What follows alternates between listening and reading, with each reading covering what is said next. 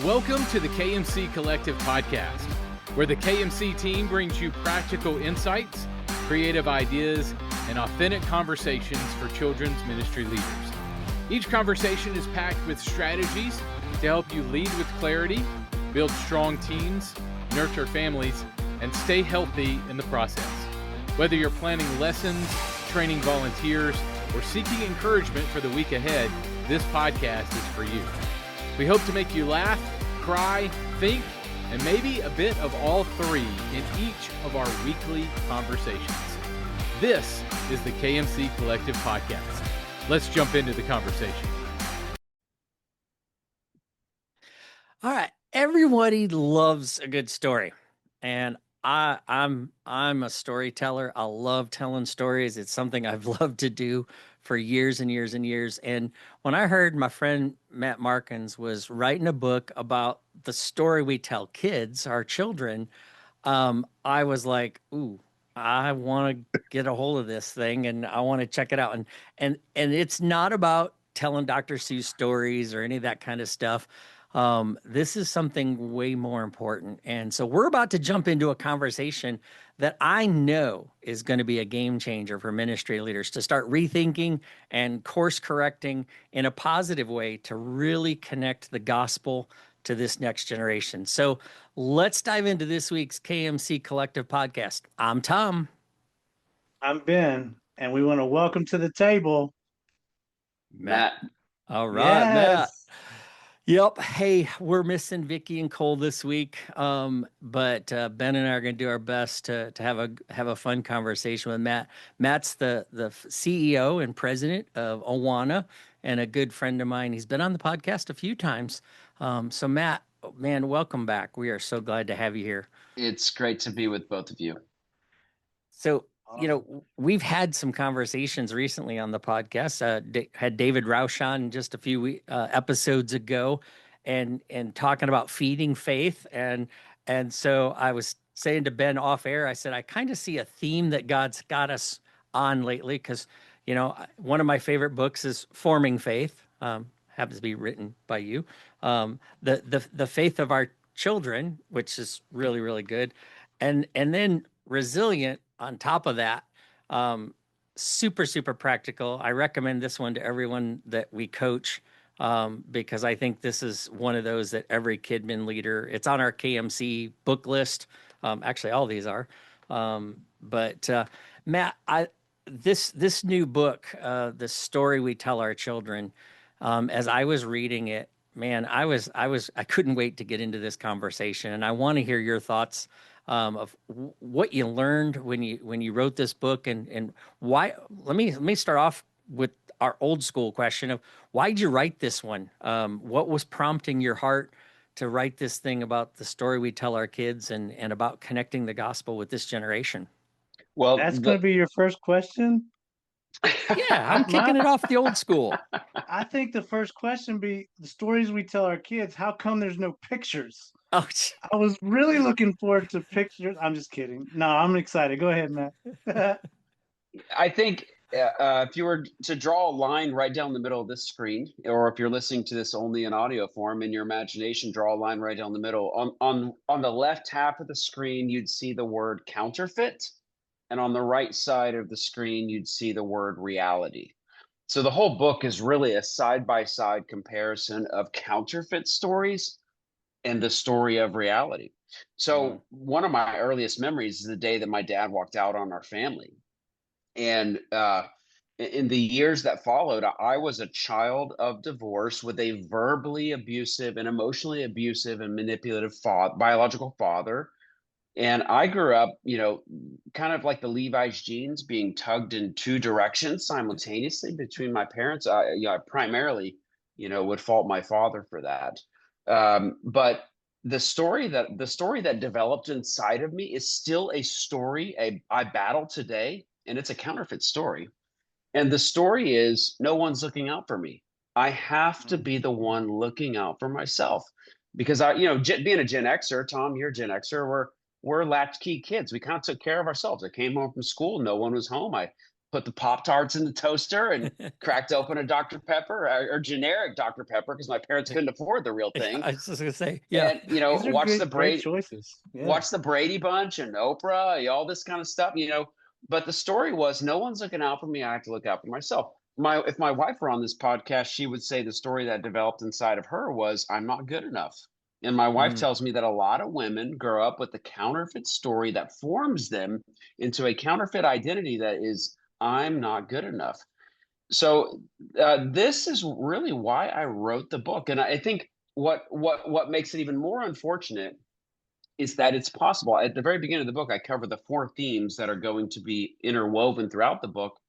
And it's very possible that even in the way that we as church leaders might be teaching the Bible, your large group teachers might unknowingly be actually participating in the perpetuation of counterfeit narratives, even in the way that we teach the Bible. So why did I write the book? I wrote the book, and we can unpack that, but I wrote the book because counterfeit stories are powerful. They're coming at our children in unending waves through the ocean of the internet that just keep pounding upon the shores of the children's minds and hearts and souls. That's why I wrote the book. That's kind of been the boogeyman that's kept me up at night throughout, my 25 years of ministry. Man, they do say kids are sponges. And I've been in ministry for 26 years now. And you you fight this big, huge battle that we call media. Yeah. Video games, books, comic books. But I think honestly, the biggest for me, what I've seen, the biggest counterfeit story is their peers. Mm-hmm. All that junk that the peers like bullies and all the things that they hear at school and at home, like you were saying, those are, man, and kids just soak that up and they'll hold on to it for Yep. the rest of their life, for Yep. sure. Yeah, you're describing what I call there's no such thing as a smoking section. I had breakfast with my youngest son, who's 21, about a year ago, and I was telling him about the smoking section. So if you're under 40, you may not be aware that there used to be in the 70s, 80s, and maybe even into the early 90s a portion of restaurants. So imagine Applebee's or Cracker Barrel or whatever, and there's a portion of the restaurant that's sectioned off. And when I say sectioned off, it's sectioned off by nothing. It's just like it's just there was never any barriers at all. It's on the other side of a half wall, right? And the grandparents or whoever's over there smoking, and the smoke just drifts over toward the non-smoking section. I remember my parents saying, "This is so stupid. We're sitting in the non-smoking section. All that smoke is drifting our direction." As I was describing this to him, we were standing at the cash register at a restaurant, about to pay and walk out the door. And I said to him, there's really no such thing as a smoking section. And I was in the process of writing the book during this time. And as soon as I said that, I was like, this is a whole portion of the book. Yeah. Because in that moment, what popped into my mind was that the stories that are told to today's children that are counterfeit are like the toxic smoke that drifts over into the non-smoking section. There was a day, perhaps there was a day when you could put your kids in a bubble and protect them. Then I know there was a day, probably from the 90s and beyond, where the bubble was really more of an illusion. We thought we could put our kids in the VeggieTales bubble, but it was really an illusion. Now today, in today's world, we know that there's no bubble. We cannot protect our kids. Even if your kid is screen-free and homeschooled, the moment they walk outside the house, they're rubbing shoulders with other kids who have screens, or they're just getting outside influences. So, but the thing is, I think we as the church and kids pastors and church leaders and parents who are leaning forward, spiritually speaking, I think we have an opportunity to exploit the counterfeit stories to show the incongruence of those stories for our gospel advantage.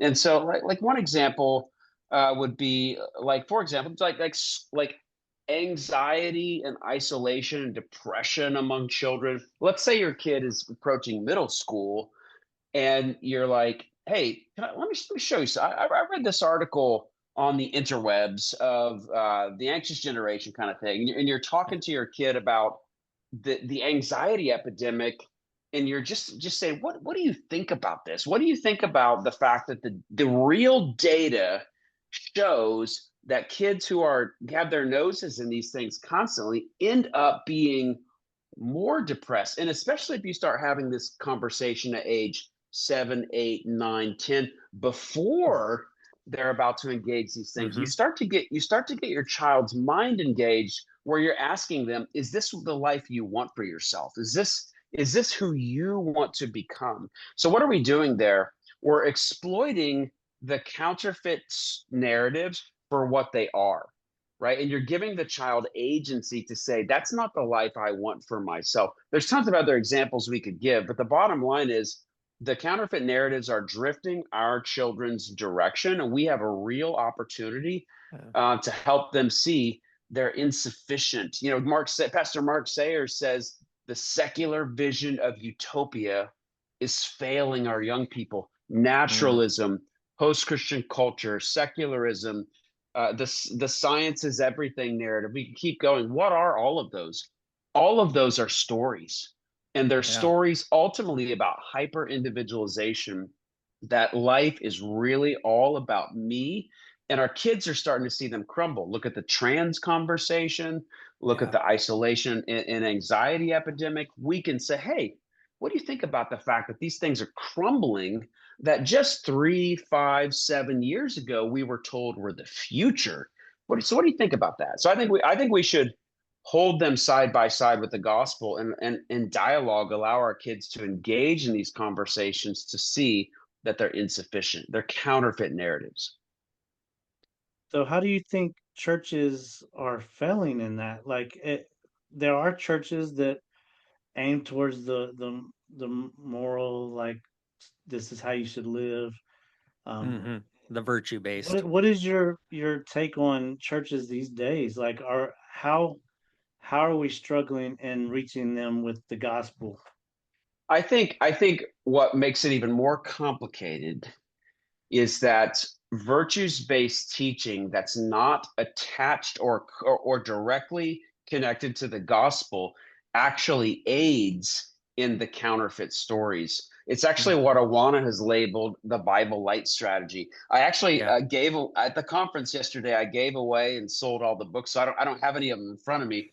So I don't have the definition of the Bible light strategy in front of me, but it's something like this. The Bible light strategy is when we use virtues, values, and character, and we teach them in a way that's disconnected from the gospel. It may not always be inaccurate, but it is incomplete. Let me say that again. It may not always be inaccurate, but it is incomplete.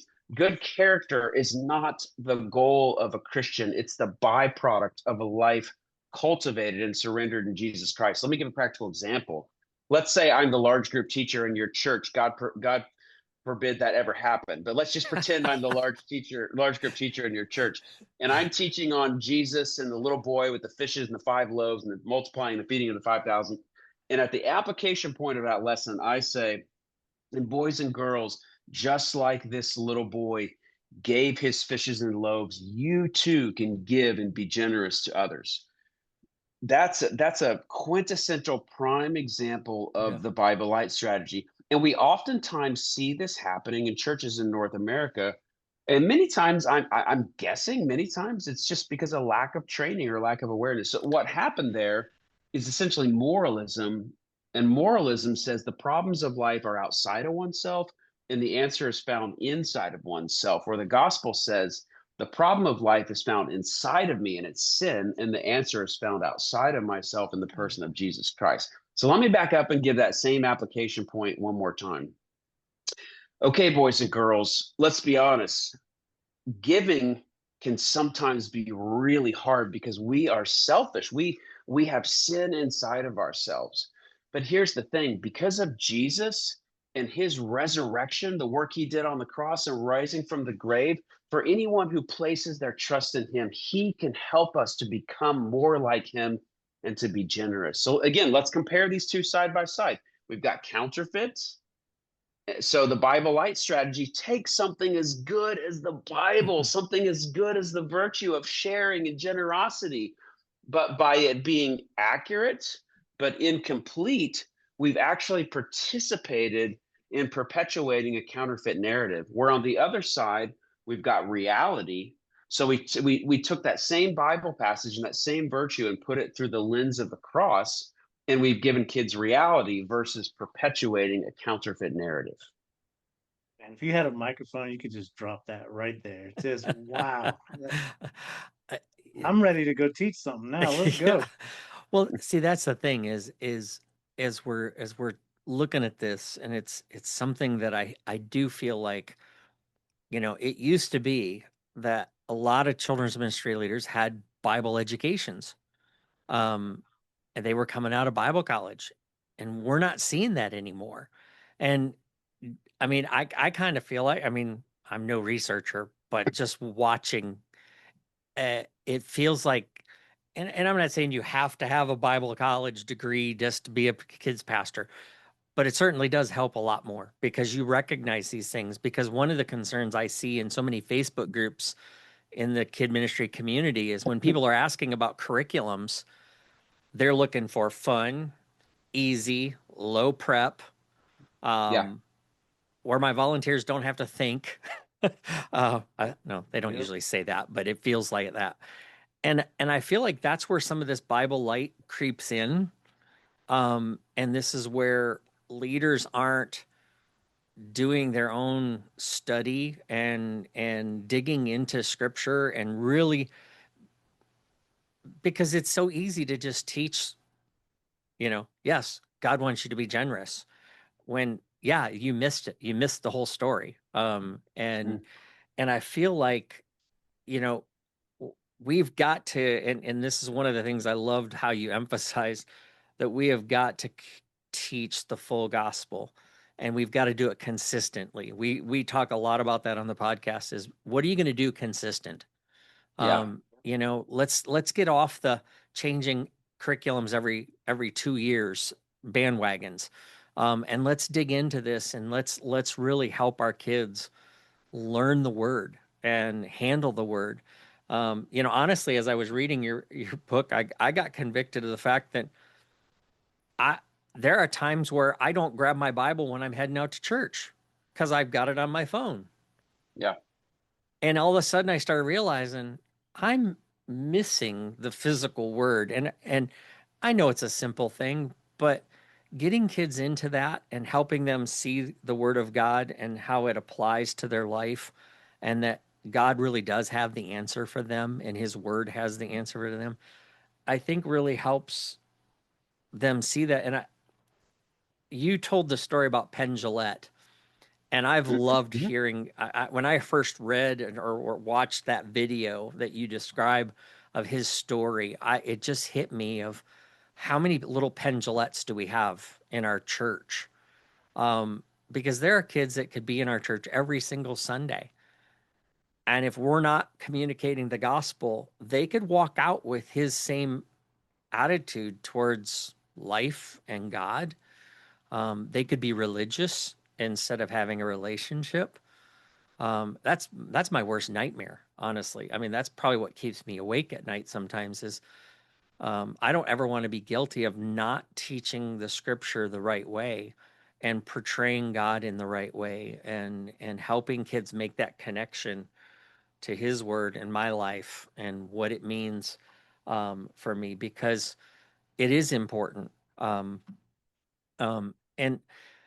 I was curious too when I was reading this. You mentioned the Barna research about how important it is to start faith formation at young ages. Do you Mhm. still see that research to be? I mean, because the whole thing about worldview being set by the age of 13, that's been around a long time. Do you still see that's accurate? And is that something that the church really needs to um, focus on harder, as at those younger ages, getting the gospel presented clear? I think that statistic, that worldview is shaped in over 90% of humans by the age of 13. I think it's more relevant now than when it was Mm, published, which I wow. believe is around 2009. As I Because say, it's been a long think of time. yeah, think about the world in 2009. Smartphones were virtually brand new, 2 years Hmm. old. Hmm. And so what we know is that the amount of information, like waves of an ocean, coming at a child, those waves in 2009 would have had more time in between them compared to today. I mean, I can't stop and pump gas at BP without a screen screaming at me. Like I, there are it screens startles you all of a sudden when there's a everywhere. voice behind you. Correct. In 2009, screens were reserved for a limited number of sports bars, Yeah. and TVs, and it's a very different world. There's way more screens. There's way more information. I actually saw a chart a few years back on just like world history in terms of the amount of information that was being produced by year. It was like a bar chart, and you hit the internet age, and it's a hockey stick, and then you hit the smartphone age, and it goes up even more sharply. Wow. YouTube, I don't know the number, but YouTube has a ridiculous amount of videos being uploaded a day, not to mention TikTok and all the other platforms. So what we're describing is a world where today's child has more information coming at them in a day than previous generations would have had coming at them in a decade, possibly even in a lifetime. But all of these pieces of information are stories. Bluey's a story. Uh, American Idol. I don't even know if American Idol is a thing anymore. American It Idol is a is. story. Like It's still on. every possible form of medium is a story, and it's shaping the way that kids think. And this isn't doomsday. This is awareness, because when you have awareness, you have the map. You have the map of the world, and when you have a map, you can know how to navigate the terrain. So yeah, I think that kids are being formed. I think worldview is being formed by the age of 13, possibly earlier. So what does that mean? That means their major assumptions about reality. How does the world work? Like, where does the cosmos come from? Where did humans come from? What's going on with this good and evil thing? What's death all about? Like these major questions, the inescapable questions of life. Kids are really concreting and cementing what they think about those by the age of 13. So why is that important?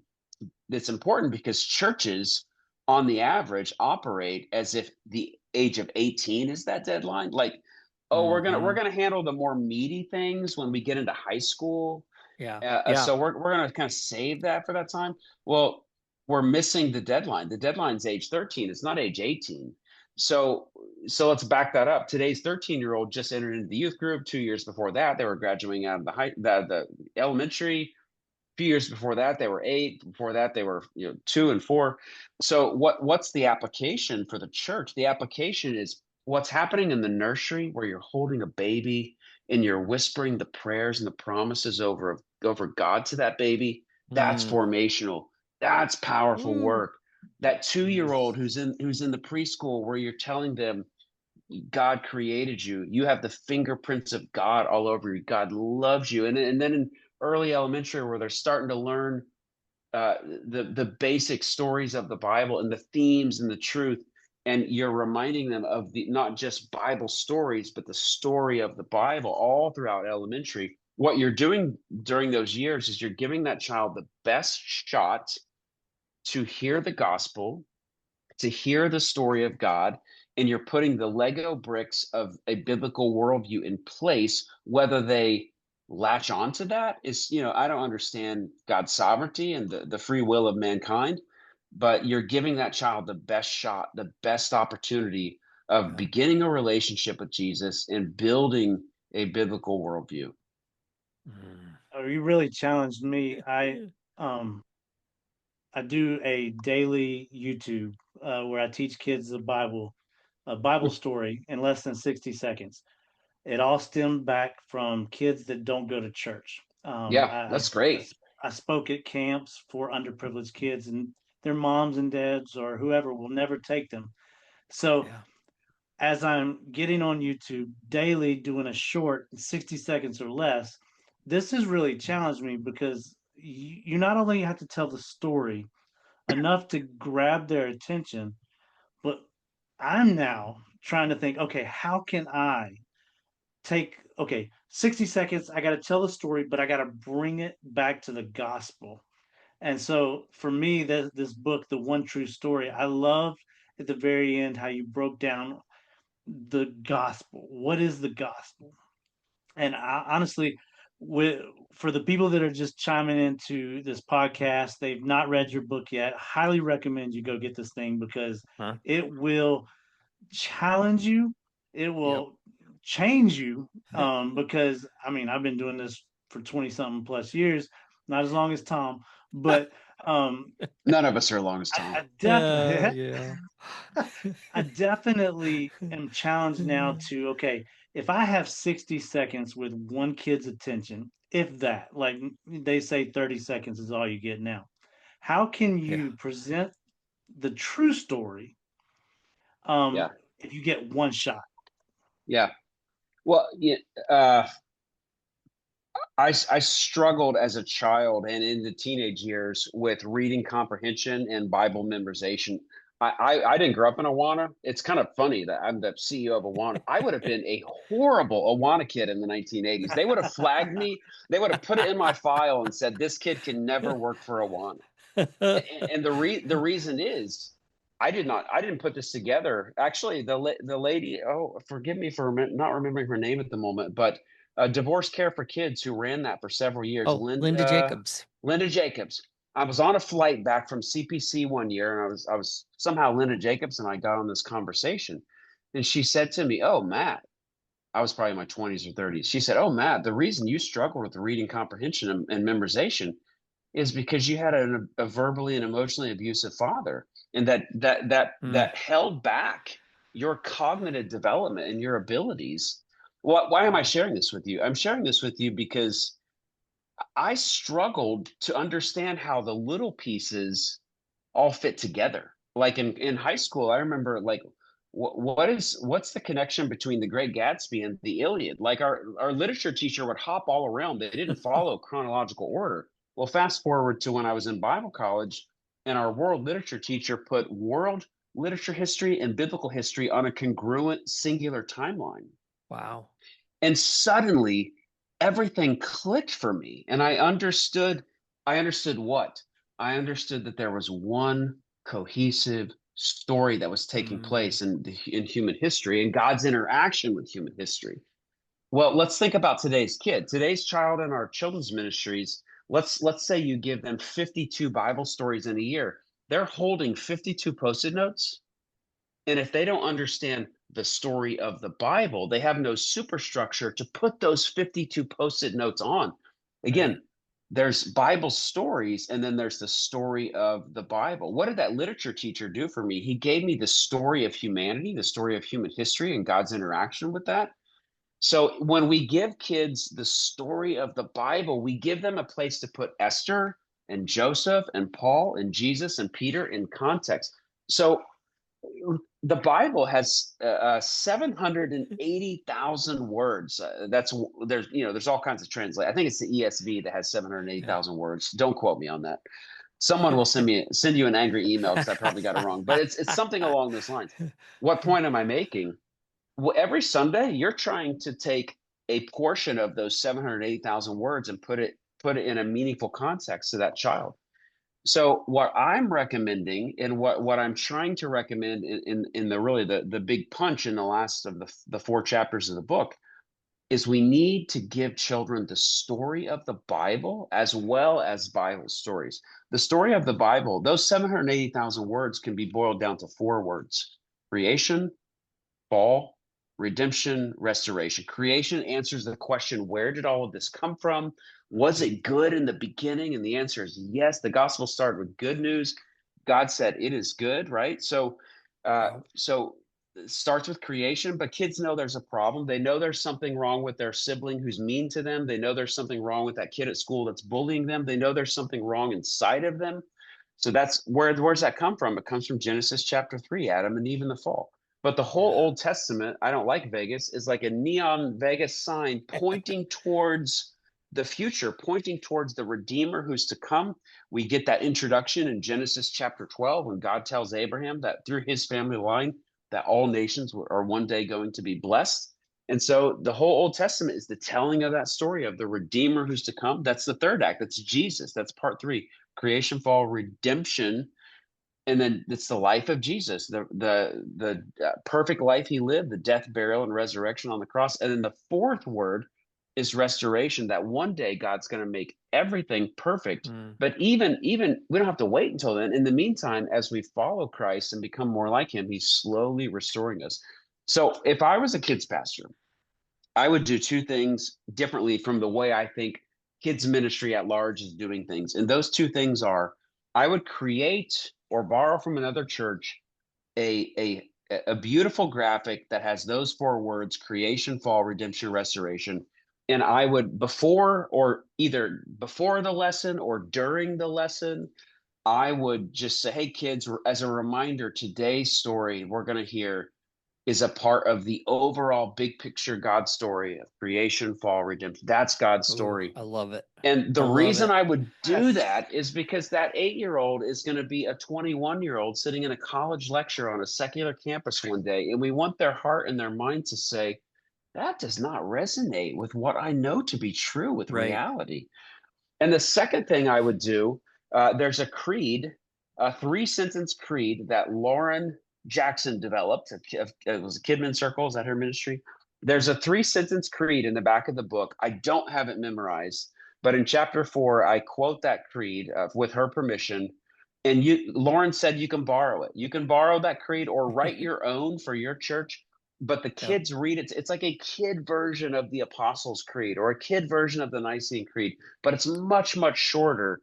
And it reminds the kids of the big story of creation, fall, redemption, restoration in kind of a miniature story format. So either one of those methods or both of those methods, if kids pastors would embed that into their already existing large group time, it would remind children of the story of reality, so that they can put that in context to the counterfeit stories that they're hearing the other 6 days of the week. Yeah, that is so good. Because You got me looking for it now. I'm like searching chapter 4. It's near the back. It's in chapter 4. You're going to find it, Ben. You should read it. Yeah. It's so good. And yeah, I mean, my good friend Hunter, he loves talking about the creeds, and I know that he and Sam Luce, Yes. have really talked about the creeds and using them in their children's ministry. And it's something that I've always incorporated into the churches that I've served in, because I wanted kids to have something to anchor to, because I knew the culture was going to throw so much. And I mean, right now, what are we seeing? The attack on it's your identity. And so it's a direct attack at the creation story. And if kids don't believe the creation story, and if they don't have that bedrock truth cemented in their heart, then it's no wonder that they're getting pulled and sucked into, well, did God really make me a boy or a girl? Did God, we see the whole thing, the evil one is so good at that, causing that doubt and those questions. So, man, that is, I'm so glad, because you actually I was getting ready to say, so if you were a kids pastor, what would you focus on? And you nailed the question before I could even ask the it. one that says the story is all about the king and his kingdom? Yes. Ah, Read it for us, Ben. Yeah, go for it. This story is all about the king and his kingdom. It is a story of a kingdom established through creation, lost through sin, and reestablished through our rescuer, Jesus Christ. Defeating sin and death on the cross, Jesus offers life with him forever to all who trust and follow him, and one day, King Jesus will return to make all things new. So my encouragement would be, a kids pastor might be, or a kids ministry director might be tempted to say, oh, that's a little wordy, or my kids might go over their heads. But when you say something every week, or if you're at church even 15, 20 times a year, You say that over and over, and then the 1 year turns into 3 years, turns into 4 years. Yep. That's going to stick in that child's mind. It's going to Yep. stick in their heart. I think we need to give kids something to reach for. So if you're using a graphic of creation, fall, redemption, restoration, plus you're using that creed either on the front end of your large group teaching time or on the back end of it, you're basically telling them this story of Esther is a small piece of this bigger story. This story of Joseph in the pit, or this story of Peter walking on the water, it's a small piece of the bigger story. Yep. And that constant so good dripping over time. Yes. It just, I was sitting there as you were talking, I'm thinking, I've got this spot on my back porch where I have this constant drip when it rains. And I noticed over time the wood has worn, and all of a sudden as you're talking, I'm like, I got that object lesson. I might have to go cut that piece of wood off my porch now to take it around and show leaders. It's your formation lesson. Yeah. There it is. Because it's that because who would have thought a few drips out a few times, but it's consistent. When it rains, so it consistently drips, and it's worn away at that spot on my porch, on my railing. I'll swing by your house on the way home, Tom. I'll help you out with that. I'm so not a woodworker, so it has been awesome getting to hear the story of the book and just, man, the concept of counterfeit stories in a kid's life, and like how messed up we are as adults because some of the stuff we've learned. You are the CEO of Awana, which is, I grew up in Awana, loved it. I didn't know that. Oh, it was great. Yeah. In fact, I still have my vest. I know my shirt. Well, I don't think I can even get my arm in it now. But oh, geez, no. Even my shirt is the old gray. Oh, the gray shirt. Yeah. Yes, that's how far back I go, Ben. We know. I have we know. Back. Yeah. Blue cubbies and red. Okay. Red Sparkies. vest. Yeah. Sparkies. Yeah. So, I love it, but there's maybe some people out here that are listening that have never heard of Awana. Say me and you are riding on an elevator 10 floors up. Yep. And you got 10 floors real fast to tell us about Awana and how it's life-changing. Go. Awana is a global child discipleship organization. So we're an equipping ministry. We equip through two primary ways: training and resources. So if you want training, we've got opportunities like the Child Discipleship Forum, or our local trainings, our regional trainings, where we come in, we'll teach you what forms lasting faith so that your church can have those objectives. It's non-curriculum specific. We'll give you the tools and the objectives to form childhood faith. But we also have resources and programs like our midweek program, Awana Clubs, which is like Coca-Cola Classic. It's been around a long time. But we also have our weekend program called Bright, BRITE. So we can help your church on your weekend ministry, your midweek ministry, or in training and equipping. So good. Where can they find that online? Two primary websites. Awana.org will tell you more about the organization and our curriculums. And then childdiscipleship.com will give you free resources for you as a church staff member and or your parents. Yeah. So every 2 weeks, we release a Better Together newsletter. Yep. And we try to give free stuff or links to things that we feel children's ministers all over need or could use an extra breath of fresh air. So we're definitely going to throw that in there. This one comes out on Thursday. Yep. But we do appreciate it for sure. And we definitely recommend, if you haven't been to, which I've only watched the virtual because I've never been able to get down there to Nashville for the Child Discipleship Forum. If you want to be in a conversation like this and talk about discipleship and how to really make it happen, you ought to get yourself and your team to the Child Discipleship Forum, because the couple of times that I've been on the online experience, I was having serious FOMO because I really want to be in the room. And, so you can do the online thing and it's great. It's fantastic.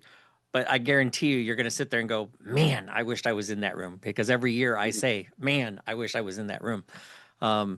And that's coming up. It's usually in the fall, right? It's in September. It's in September. Okay. Yeah.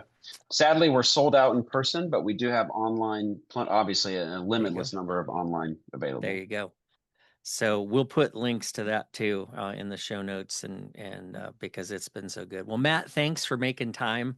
Yes. Out of your busy schedule. We're glad we caught you.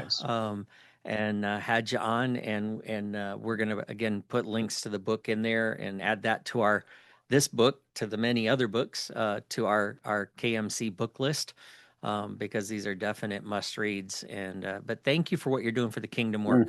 Thank you for keeping us informed. I love all of your research and what you share.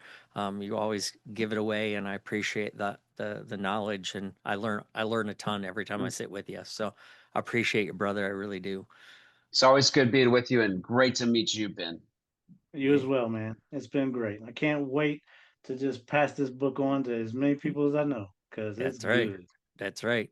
All right. Well, again, if we can help you, reach out to the Kid Ministry Collective. You can go to kidministrycollective.com. And if you need help, if you want to get into a conversation, dive in over at our Kid Ministry Collective Facebook group. We would love to know, what are you doing to consistently help children connect their life to the gospel? What are you doing? What do you see working? Where are you struggling? We would love to hear from you in the Facebook group or in KidMin Plus, our membership community for leaders. But we would love to help you. And if you get stuck, reach out. We would love, our coaches team would love to serve you. So, all right, that's going to wrap up this week's KMC podcast. I'm Tom. I'm Ben, and it has been an honor to have Matt. Mr. Matt. All Good right. times. Until next time, friends, we'll see you. Hey, friend, that wraps up the KMC Collective podcast for this week. Thanks so much for listening.